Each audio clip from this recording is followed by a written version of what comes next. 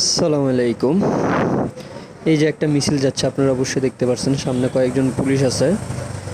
Police ভাই ওনাদের কাছে গার্ড দিচ্ছে, কিন্তু ওনারা কিসের মিছিল, কিসের জন্য আসছে এটা কিন্তু বলতে পারবো না, অবশ্যই আমি জানি না। কিন্তু আমি যেটুকু শুনছি ওটুকু বলতে পারবো।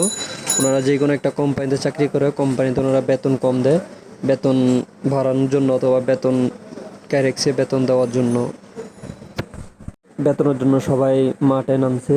সবাই এক দফা এক দাবি ছাড়ছে। সবার জন্য দোয়া করবেন।